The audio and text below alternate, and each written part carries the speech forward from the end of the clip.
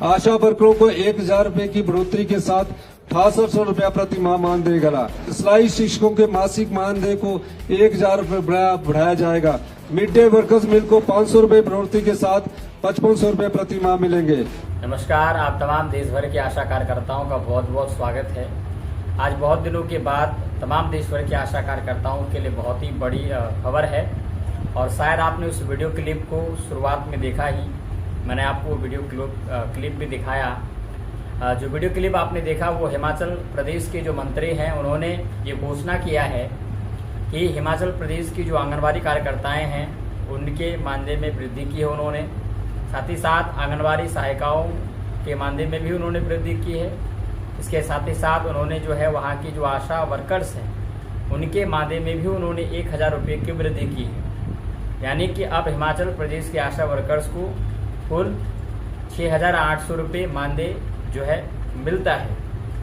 इसीलिए आज की ये वीडियो हमारे देश भर के तमाम आशा कार्यकर्ताओं के लिए ज़रूरी है।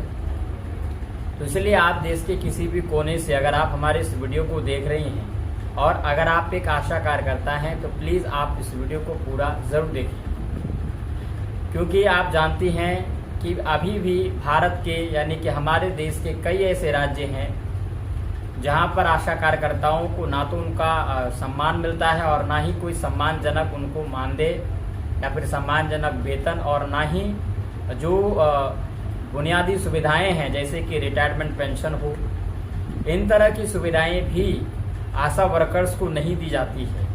इसमें जैसे कि बिहार है, उत्तर प्रदेश है और भी कई सारे राज्य हैं जहां पर आशा कार्यकर्ताओं को, चाहे आप दिल्ली की ही बात क्यों ना करें, दिल्ली केंद्र है, देश का जो है केंद्रीय राजधानी है, वहां पर भी जो है आशा कार्यकर्ताओं का जो मानदेय है वहां पर भी कोई फिक्स मानदेय उन लोगों को नहीं दिया जाता है। बिहार की आप हालत तो जानते ही हैं, बिहार में लगभग 1 लाख आशा वर्कर कार्यरत है। उत्तर प्रदेश में जो है 1 लाख से भी अधिक आशा कार्यकर्ताएं कार्यरत है, लेकिन वहां पर भी आशा कार्यकर्ताओं को सम्मानजनक मानदेय नहीं दिया जाता है, ना ही उन लोगों को रिटायरमेंट पेंशन दिया जाता है। तो इसीलिए आज की इस वीडियो को आप सभी आशा कार्यकर्ताएं ज़रूर देखिए। सबसे पहली बात, जैसा कि मैंने कहा कि अभी हिमाचल प्रदेश में जो है आशा कार्यकर्ताओं के जो है मानदेय में बढ़ोतरी की गई है। तो उन लोगों को जो है मंत्री ने खुद उस वीडियो में कहा है कि हम आशा कार्यकर्ताओं के मानदेय में 1,000 रुपये की बढ़ोतरी करते हैं, जिससे अब वहाँ की आशा वर्कर्स को 6,800 रुपये जो है मानदेय मिलेगा, जैसा कि आप लोगों ने भी सुना। तो ऐसा ही जो है हमारे देश के अन्य राज्य हैं, अन्य राज्यों में भी हमारी आशा वर्कर्स बहनें मेहनत करती हैं। तो उन राज्यों में भी जो है हमारी आशा वर्कर्स बहनों के लिए आखिर मानदेय सब उन लोगों को क्यों नहीं दिया गया, यानी कि मानदेय कर्मी का दर्जा हमारी आशा बहनों को क्यों नहीं दिया गया, ये सबसे बड़ा सवाल। और एक निश्चित मानदेय हम जो है आशा कार्यकर्ताओं को क्यों नहीं दिया जाता, आज भी क्यों आशा कार्यकर्ताओं को प्रोत्साहन राशि पर काम करना पड़ता है।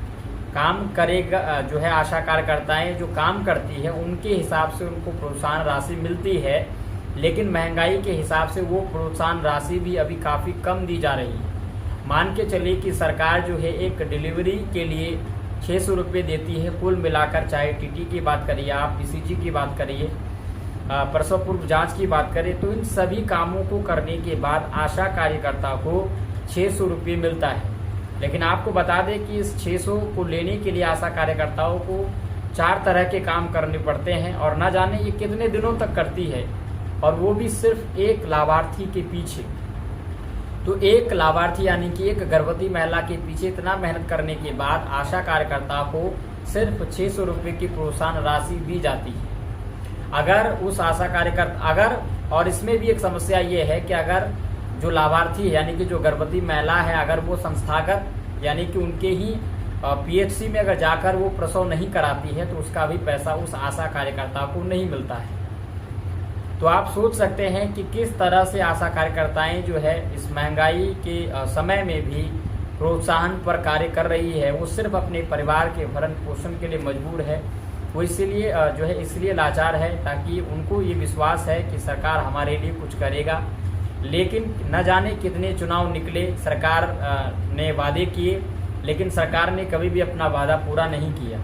तो आज हम देश भर के आशा कार्यकर्ताओं को एक ज़रूरी संदेश ये कहना चाहते हैं, चाहे आप किसी भी तरह से हो, जब तक आप देश भर की तमाम आशा कार्यकर्ताएं मिलकर आंदोलन नहीं करेंगी, तब तक ये भारत सरकार आप लोगों को ना तो मानदेय कर्मी का दर्जा देगा। जिन राज्यों में मानदेय कर्मी का दर्जा मिल गया है वो राज्य सरकार ने उन पर कृपा सोचिए कि कर दी है, लेकिन अगर आपके राज्य में ऐसा नहीं हुआ है तो आप बहुत ही बदकिस्मत हैं, क्योंकि आप लोग अभी भी उसके लिए लड़ रहे हैं। तो ऐसा लड़ने से नहीं होगा। अब मैं बिहार की ही बात कर रहा हूँ, ज़्यादातर मैं बिहार की आशा वर्कर्स की खबरों को कवर करता हूँ। तो यहाँ पर मैंने लगातार देखा है कि कई बार नेताओं के जो आंदोलन है असफल रहे हैं। अभी फिलहाल कुछ ही दिन पहले आंदोलन हुए आंदोलन भी असफल रहे। तो ऐसा ही अगर आंदोलन चलते रहा तो कभी भी आशा कार्यकर्ताओं को उनका हक नहीं मिल पाएगा। तो इसीलिए आज देश भर की तमाम आशा कार्यकर्ताओं का मैं आह्वान करता हूं और मैं आप सभी तक सिर्फ यही बात कहना चाहता हूं कि जब तक आप सभी आशा कार्यकर्ताएं एक बार एक साथ मिल करके जंतर मंतर पर अगर आंदोलन नहीं करेंगे, जिस तरह से कुछ दिन पहले आप लोगों ने आंदोलन देखा, धर्मेंद्र प्रधान जो शिक्षा मंत्री थे उनके इस्तीफा के लिए जो है सीजेपी ने युवाओं के साथ मिलकर प्रोटेस्ट किया, उसके बाद सरकार को झुकना पड़ा और उनका इस्तीफा हुआ, उनको इस्तीफा देना पड़ा। तो ठीक उसी तरह जब तक आप लोग भी संगठित होकर के दिल्ली के जंतर मंतर पे आंदोलन नहीं करेंगे, अपने मांगों को लेकर अपनी आवाज़ बुलंद नहीं करेंगे, तब तक ये सरकार नहीं झुकेगी। तब तक सरकार आप लोगों को इसी तरह बिना पैसे के काम करवाती रहेगी। तो इसीलिए आप सभी तक ये संदेश पहुंचाना है और हमारे इस वीडियो को आप जितनी आशा कार्यकर्ताओं तक हो पहुंचाने का प्रयास करिए।